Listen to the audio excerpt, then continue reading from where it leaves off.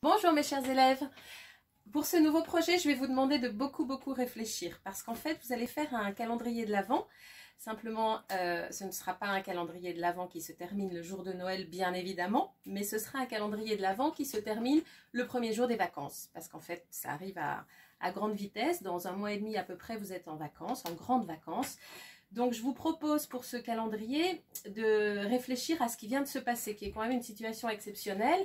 Je voulais d'ailleurs que vous sachiez que les grands, autant que vous, on a été très affectés par ce confinement. On est en train d'en sortir petit à petit, mais je crois qu'il y a beaucoup de choses positives à en tirer. Et le projet que je vous propose, justement, va permettre de réfléchir un petit peu à tout ça. Le calendrier de l'Avent pré-Noël, ça s'écrit A-V-E-N-T. Parce que ça vient d'un mot latin qui veut dire adventis, qui va arriver. Bien évidemment, à l'oral, quand on l'écoute, on a l'impression qu'il s'agit du mot avant, A-V-A-N-T. Donc en fait, on va jouer là-dessus, même si ce n'est pas la même chose. Et notre calendrier, nous allons l'appeler le calendrier de l'après. Parce qu'en fait, c'est le calendrier qui va, d'une certaine manière, refléter un petit peu toutes les expériences bien particulières qu'on a vécues pendant le confinement. Donc ce sera notre calendrier après confinement. L'autre différence avec le calendrier de Noël, où vous recevez un cadeau chaque jour, c'est normal, Noël c'est la fête des enfants. Avec celui-ci, le calendrier de l'après, vous allez donner un cadeau chaque jour. Alors je vous rassure, la plupart des cadeaux, je vous propose de les faire sous forme de petits coupons, de petits bons pour. En voilà un exemple. Et donc vous écrivez bon pour telle ou telle chose, on en parlera après. Des petites choses toutes simples mais qui font énormément plaisir. Alors à qui vous allez faire ces cadeaux? Vous allez faire ces cadeaux aux gens qui sont dans votre famille, bien évidemment, qui sont sous le même toit. Mais vous pouvez penser aussi aux gens dans l'immeuble. Vous pouvez par exemple un jour ouvrir un petit bon pour un dessin pour les voisins et vous faites un dessin et vous le mettez sur votre porte à l'extérieur de votre appartement, de votre maison ou dans le hall d'entrée de façon à ce que tout le monde en profite. Ça peut être un cadeau pour les gens qu'on aime et qui sont loin. Ça peut être appeler quelqu'un, raconter quelque chose, chanter une chanson, etc. Passer du temps avec cette personne au téléphone, par Skype, Zoom, etc. Voilà, donc ce seront tout un tas de petites attentions comme ça en fait que vous devrez accomplir. Et puis après, dans les destinataires de vos petites attentions, de vos petits cadeaux, vous pouvez être original, vous pouvez, je sais pas, par exemple, faire un bon pour un cadeau pour la Terre. Et ce jour-là, vous allez faire le recyclage du plastique. Vous allez dans la benne à plastique mettre tout ce que vous avez gardé comme emballage plastique. Enfin, je suis sûre que vous allez avoir des tas d'autres idées encore. Donc voilà. En dehors des petits coupons, vous pouvez aussi penser à des cadeaux miniatures. Il faut que ce soit tout petit. Après, je vais vous parler techniquement de comment vous allez le réaliser. Vous n'allez pas avoir énormément d'espace, mais ça peut être par exemple une petite pierre décorée. Ça peut être super sympa avec un petit message ou un petit dessin. Ça peut être un peu de coton avec 3 petites lentilles à l'intérieur et un mini mode d'emploi arrosé un petit peu tous les jours et on regarde le développement et la croissance des 3 petites lentilles, c'est génial. Voilà, il y a tout un tas d'idées de toutes petites choses que vous pouvez trouver parce que si vous voulez faire un calendrier sur un mois, évidemment il va vous falloir à peu près 30 petits cadeaux. Vous pouvez aussi trouver une petite image tout simplement qui vous a plu ou je sais pas, une photo de vous il y a 4 ans. Sur vos petits coupons, qu'est-ce que vous mettez? Vos petits bons pour. Je sais pas, ça dépend des gens dans votre entourage, ça dépend de votre famille. Vous pouvez faire par exemple un petit bon pour un câlin, vous pouvez faire un bon pour un massage de la tête et des épaules, vous pouvez faire un bon pour chanter une chanson, faire un mini spectacle. Ça peut être un bon pour raconter une blague à votre petit frère, faire une coiffure à votre grande sœur, ça peut être apporter le petit déjeuner au lit à vos parents le matin, en week-end. Il y a tout un tas d'idées comme ça, je pense que vous trouverez là aussi, encore une fois, que mettre sur vos bons. Pour réaliser concrètement votre calendrier de l'après, je vous propose 3 façons différentes de le faire. Au choix, évidemment, vous choisirez celle qui vous correspond le mieux par rapport au matériel dont vous disposez. Alors déjà, la technique boîte 2. Si vous avez une grande boîte 2 comme celle-ci, vous pouvez faire un calendrier de l'Avent sur 24 jours. Une comme celle-ci, vous faites sur 10 jours. Voilà, donc moi j'ai fait un exemple avec un calendrier donc, de 24 jours. Pour lequel donc j'ai utilisé une boîte comme celle-ci en support et ensuite dans d'autres boîtes j'ai découpé des petites coques pour faire comme une espèce de couvercle à chacun des petits compartiments. Un petit conseil pour découper les boîtes d'œufs, ça peut être assez difficile, c'est n'essayez pas directement en attaquant votre carton de découper les petites corolles, de découper les petits ronds. Ça serait trop difficile. Commencez par couper en ligne droite, comme ça. Hop, tout droit. Voilà, sans réfléchir. Il n'est pas nécessaire dans les médias que ce soit bien fait. Et une fois que vous avez débité votre boîte d'œufs en plein de petits carrés comme celui-ci, là c'est beaucoup plus facile de tourner autour et de faire une jolie petite coque comme celle-ci. Donc c'est à l'intérieur de ça, d'accord, sous chacun de ces petits chapeaux que vous pouvez rédiger votre petit bon, d'accord, vous le pliez. Je vous conseille éventuellement de le mettre dans un petit papier, ça c'est un petit peu grand, on va couper en deux pour faire quelque chose d'un petit peu plus volumineux et aussi un petit peu plus mystérieux au moment de l'ouvrir. Voilà, et donc vous mettez ça hop, sous un des petits chapeaux, ok, vous refermez, voilà, et vous remplissez ça. Donc dans ce cas-là, il y en a 24, et bien évidemment, sur chacun des couvercles, vous pouvez écrire avec un feutre la date. Après, je vous parlerai de comment calculer vos dates en fonction du nombre de compartiments que vous avez. Donc ça, c'est une première solution. Une deuxième solution, ce serait en fait de faire sur une grande cartolina plein d'enveloppes. Vous pouvez trouver des enveloppes toutes faites, mais je pense que encore mieux, ce serait que vous fabriquiez vous-même vos enveloppes avec du papier de couleur. Comme ça, vous pouvez les faire en multicolore. Donc, je vous montre comment fabriquer des enveloppes. Et là, en l'occurrence, c'est assez simple. Donc, vous pouvez peut-être faire un calendrier de 30 jours si vous choisissez la technique enveloppe. Pour faire votre première enveloppe, il faut que vous commenciez par repérer le centre du carré. Donc, tracez les deux diagonales. Il n'est pas nécessaire de les tracer de part et d'autre. Vous pouvez juste faire un trait à peu près au centre. Ensuite, un autre sur l'autre diagonale, ce qui vous fait la croix centrale qui représente le milieu du carré. Ensuite, vous allez prendre deux coins opposés de votre carré et les plier de façon à ce que les deux pointus soient justement sur le centre que vous venez de déterminer. Donc, vous le faites une première fois. Voilà. Ensuite, une deuxième fois.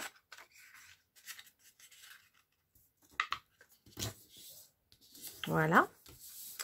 Et ensuite, les deux pointus restants, vous allez les plier également en direction du centre, mais en dépassant un petit peu la limite de ce triangle. D'accord? Donc, regardez. Au lieu de le plier comme ça, auquel cas ce serait parfaitement encastré, vous allez dépasser un petit peu. Voilà, dépasser un petit peu comme ça. Et vous voyez, on a cette forme typique de l'enveloppe. Et on a évidemment donc le triangle du haut qui reste, qui sert de rabat. Voilà, donc lui aussi, vous le pliez en dépassant un petit peu. Hein. Donc regardez, je vous montre bien. Là, ce serait au niveau de ma règle, ce serait la limite donc du triangle. D'accord? Je vais le plier un petit peu plus bas. Vous voyez que les deux triangles de chaque côté, ici, ont commencé déjà un petit peu. Donc, c'est là, à ce niveau-là, que je vais plier le rabat de mon enveloppe. Voilà. Et puis, pour bien faire, vous pouvez donner un petit point de colle ici, à ce niveau-là, de chaque côté. Attention de ne pas dépasser. C'est un petit peu délicat parce que si vous dépassez, l'enveloppe va rester fermée. Donc, une autre option, c'est de mettre un autocollant. Alors, par exemple, tiens, je vais mettre les petites horloges. Vous avez la possibilité, par exemple, d'en mettre un de chaque côté, ou si vous avez un gros autocollant, comme ce vert, là, que j'aime bien, vous pouvez prendre un seul autocollant. Je vais le couper en deux et mettre un côté là et un autre de ce côté.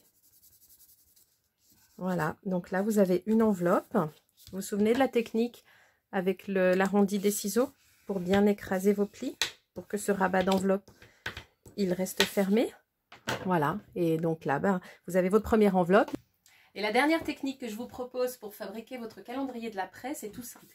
C'est d'utiliser un t-shirt, voilà, des petits bouchons dans lesquels vous allez mettre vos petits messages, vos petits cadeaux, et n'importe quel lien, ça peut être de la ficelle, ça peut être de la ficelle à cadeau, ça peut être des élastiques, tout ce que vous avez, de la laine. La laine, c'est sympa. Parfois, quand on en a en plusieurs couleurs, donc ça peut être multicolore. Moi, j'avais des petits bouts de tissu recyclés, donc j'ai utilisé ça. Et vous obtenez comme ça votre calendrier de l'après vêtements. Donc, on le défait au fur et à mesure. Et bien évidemment, avec cette technique, l'avantage, c'est que c'est très simple aussi d'écrire donc les dates. Prenez un vieux t-shirt. C'est très simple d'écrire les dates donc sur chacune des petites boules que vous créez avec le bouchon à l'intérieur et le petit message. Alors, moi, je vais en ouvrir un. D'accord, je vais ouvrir, qu'est-ce que je vais ouvrir le jean. J'aime bien le jean. Donc, j'en ouvre un maintenant avec vous. On va voir quel cadeau je vais devoir offrir. Voilà, hop. Donc, à l'intérieur, vous voyez, à l'intérieur, j'ai mis un double bouchon. En fait, un bouchon dans l'autre, mais c'est pas obligé que ce soit un double bouchon. Ça peut être votre petit message entouré du papier, comme on l'a fait tout à l'heure pour la technique boîte 2. Et voyons voir quel est ce bon. Voilà. Bon pour se lever tard un matin. Bon pour une grasse matinée. Alors, à qui je vais l'offrir, celui-là? Je pense que je vais l'offrir à mon fils. Il sera très, très content. Si vous n'avez pas de vieux t-shirt, un grand tissu fera parfaitement l'affaire. La seule chose peut-être importante, c'est d'avoir quelque chose de couleur claire. Je pense que c'est plus facile d'écrire les dates sur un tissu clair.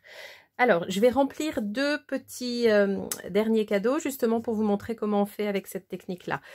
Un petit bon thé glacé pour Fred. Voilà, donc on verra quel jour ça va tomber.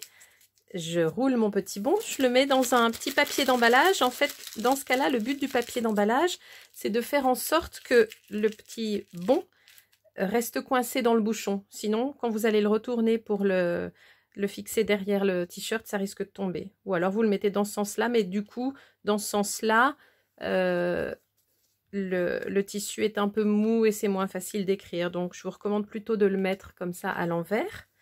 D'accord ? Ce qui aide à le maintenir en place, c'est de commencer déjà à faire le nœud. Vous savez faire les nœuds maintenant, hein, il n'y a plus aucun problème. Voilà, donc une fois que vous avez le nœud, vous avez votre bouchon en place, il suffit de faire le tour. Voilà, de tirer sur le lien. Et ça y est. D'accord? Donc on en fait un deuxième ensemble et puis après, vous serez opérationnel. Mon deuxième petit cadeau, c'est un poème pour Olivia. Ça aussi, c'est une idée qui fait toujours super, super plaisir. Donc, pareil, je le mets dans un petit emballage. Voilà. Ce que je voulais vous dire aussi, c'est que vous avez certainement appris des tas de choses un peu nouvelles que vous n'auriez peut-être pas forcément appris dans un contexte habituel. Même si, bien entendu, il n'y a rien d'aussi bien que l'école pour apprendre, mais quand même, je pense que tous, vous avez été confrontés à des situations un peu différentes. Vous avez probablement développé un talent particulier et de réfléchir un peu à tout ça, encore une fois, à ces circonstances exceptionnelles que nous avons vécues ensemble. Ça va vous donner des tas d'idées pour savoir qu'offrir aux gens dans votre entourage. Votre calendrier de l'après, il va se terminer le 30 juin. Le jour des grandes vacances. C'est dans pas longtemps parce que regardez, aujourd'hui, nous sommes le 22. Vous allez probablement recevoir cette vidéo demain ou après-demain, ce week-end. D'accord? Ensuite, il reste une semaine du mois de mai. Et hop, déjà, après la dernière semaine du mois de mai, nous sommes en juin. Donc, il reste en fait un mois, pile. D'ailleurs, je voulais vous dire que si vous recevez, donc si vous n'avez le temps, pardon, de consacrer un peu de temps à cette vidéo que par exemple le 17 juin, c'est pas grave, vous pouvez tout à fait faire un calendrier de l'après sur les jours qui restent ou même sur une semaine. Ça peut être sympa de faire quelque chose qui commence là et qui fait pile 7 jours et le dernier jour, on ouvre le dernier cadeau du calendrier de l'après et ce sont les grandes vacances. Donc, pour écrire vos dates, justement, si comme moi, vous avez donc un calendrier de l'après de 24 compartiments. D'accord? Donc, pour que le dernier cadeau ouvert corresponde au dernier jour de l'école, vous allez compter 24 à partir du dernier jour de l'école. D'accord? Donc, on y va. 1, 2, 3, 4, 5, 6, 7, 8, 9, 10, 11, 12, 13, 14, 15, 16, 17, 18, 19, 20, 21, 22, 23, 24. D'accord? Donc, ça veut dire que pour tous ces jours-là, j'aurai un compartiment avec un petit cadeau à offrir à quelqu'un. Ça veut dire également que les dates que je vais devoir écrire sur tous mes petits chapiteaux, ok, ce seront le 7 juin, le 8 juin, le 9 juin, etc. jusqu'au 30 juin. Alors, pour écrire une date, il faut d'abord écrire le numéro du jour, bien évidemment, et ensuite il faut écrire le numéro du mois. Et il se trouve que le numéro qui correspond au mois de juin, c'est le 6, puisque le mois de juin est le 6e mois de l'année. D'accord? Donc, la date de ce jeudi-là, par exemple, c'est facile, c'est le 18 juin. D'accord? La date de ce lundi, c'est le 8 juin. Voilà. Si vous n'avez que 10 compartiments dans votre calendrier de l'après, c'est pareil. Vous commencez toujours à partir du 30, qui est encore une fois le dernier jour de l'école, et vous comptez cette fois 10. 1, 2, 3, 4, 5, 6, 7, 8, 9, 10. Donc là, vous avez les dates que vous aurez à écrire sur chacun des compartiments d'un calendrier de l'après de 10 compartiments. D'accord? Donc maintenant que vous savez écrire vos dates, vous pouvez toutes les remplir.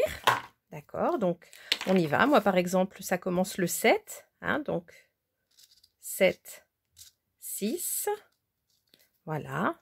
Ensuite j'aurai le 8, 6.